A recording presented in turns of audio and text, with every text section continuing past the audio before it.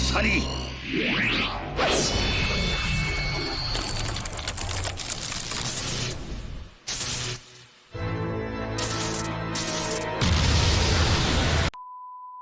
안녕하세요, 럭철TV입니다. 오늘 소개해드릴 피규어는 아츠제로 초격전 샹크스 카무사리입니다. 2024년 12월 21일 일본에서 발매된 피규어예요. 한국에는 1월 11일에 정식 발매가 됐고요. 아츠제로 카무사리를 기다리셨던 분들이 적지 않을 것 같아요.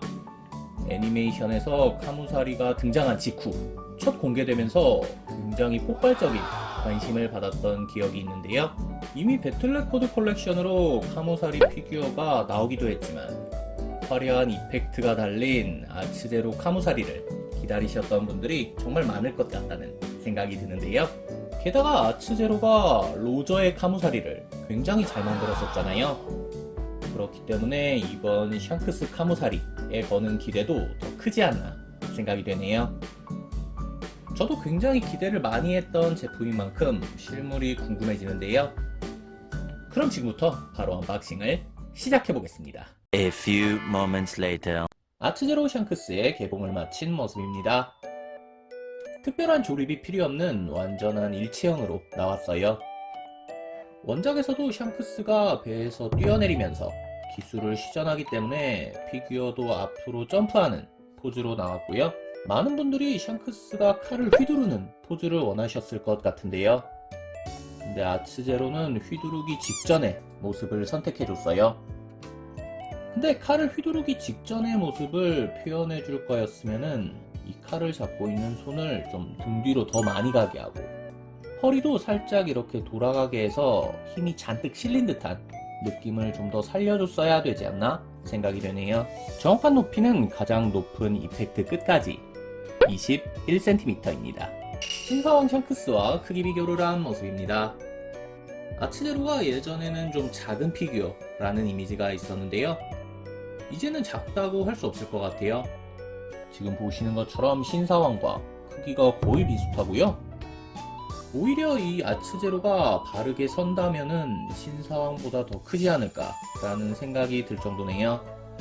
그렇기 때문에 이번 아츠제로 샹크스는 크기 면에서는 충분히 만족감을 드릴 수 있을 것 같아요. 아츠제로 키드와 크기 비교를 한 모습입니다. 키드가 조형이 워낙 특이하기 때문에 샹크스랑 안 어울릴 거라고 생각을 했었는데요. 막상 이렇게 나란히 전시를 해보니까 생각보다 굉장히 잘 어울리네요. 같은 아츠제로라서 본체의 크기도 거의 똑같고요. 그리고 샹크스가 점프를 하고 있는 덕분에 이런 높이의 차이도 어느 정도 좁혀진 느낌이에요. 샹크스와 키드 대결 장면 재현하고 싶으신 분들은 이렇게 아츠제로로 연출해 보시는 것도 좋은 선택지가 될 것 같네요. 이번 아츠제로 샹크스에서 가장 아쉬운 부분은 이 베이스의 이펙트예요. 샹크스가 점프를 하는 포즈이기 때문에 그냥 흙먼지 이펙트라던가 점프의 반동 이펙트 정도만 해줬어도 충분했을 것 같은데요. 근데 뭔가 정체불명의 이런 슬라임 이펙트를 깔아줘서 개인적으로 굉장히 아쉽네요. 맥시멈 니카 때도 마찬가지였지만 이펙트와 본체가 전혀 상관없이 따로 논다는 느낌이 든다는 점이 가장 큰 문제점이고요. 다양한 형태의 이펙트를 사용해주는 건 좋지만 이런 뾰족한 부분과 연기 같은 부분이 전혀 조화가 안 돼서 포켓몬스터 카스쿤 같이 보일 정도네요. 다행인 점은 베이스에서 이어지는 패왕색 이펙트는 굉장히 멋지게 나왔어요. 불규칙하게 번개가 내리치는 듯한 모양이 굉장히 역동적으로 조형됐고요. 검붉은 색감뿐만 아니라 끝으로 갈수록 투명해지는 재질감도 원작의 패왕색 표현과 굉장히 유사하다는 생각이 드네요. 샹크스의 칼, 그리폰도 원작을 충실하게 재현해줬어요. 특유의 손잡이 모양뿐만 아니라 긴 칼날까지 그대로 재현해줬고요. 그리고 전체적으로 이렇게 메탈릭 도색을 넣어주면서 단단할 것 같은 철의 질감도 정말 잘 살려줬네요. 사진으로 볼 때 헤드가 잘 안 보여서 헤드가 좀 잘 나왔으면 좋겠다 라고 생각을 했었는데요. 근데 개인적으로는 헤드도 조금 아쉽네요. 눈만 보더라도 조금 미간 쪽으로 눈이 몰린 것 같은 느낌이 들고요. 그래도 이런 날카로운 눈빛이라던가 눈 쪽의 흉터 같은 부분은 표현이 잘 됐어요. 그나마 이렇게 아래에서 위로 보는 각도가 좀 싱크로율이 괜찮지 않나 라는 생각이 들고요. 잘 보이진 않지만 이런 턱 수염 부분도 꼼꼼하게 표현을 다 해놨네요. 샹크스 피규어가 머리카락 조형이 좀 어색하게 나올 때가 많은데요. 이번 아츠제로 같은 경우는 이런 머릿결과 볼륨감을 잘 살려주면서 원작과의 싱크로율을 높여줬어요. 도색도 빨간색 한 색으로 도색해준 게 아니라 어두운 색으로 음영을 넣어주면서 고급스럽게 표현을 잘해줬네요. 헤드 아래로 보이는 목뼈라던가 쇄골 라인 부분도 디테일을 잘 살려서 조형을 잘해줬고요. 그리고 갈라져 있는 가슴 근육과 복근도 굉장히 입체적으로 조형을 잘해줬어요. 샹크스가 팔을 들고 있기 때문에 동작에 어울리도록 셔츠의 주름도 자연스럽게 표현해줬고요. 허리 쪽에는 주름을 정말 자글자글하게 이렇게 넣어주면서 잘 구겨지는 셔츠의 질감을 표현해줬네요. 망토가 크게 펄럭이고 있어서 샹크스의 왼팔도 꽤 잘 보이죠. 셔츠 소매를 묶어놓은 부분까지 꼼꼼하게 조형을 잘해줬네요. 샹크스의 망토는 굉장히 넓게 조형이 됐어요. 부드러운 굴곡으로 망토가 휘날리고 있다는 느낌을 표현해줬는데요. 근데 개인적으로 표면이 너무 매끄러운 것 같아요.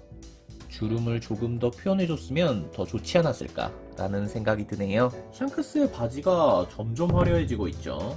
진짜 바지가 꽉 찰 정도로 다양한 꽃 문양이 들어있는데요.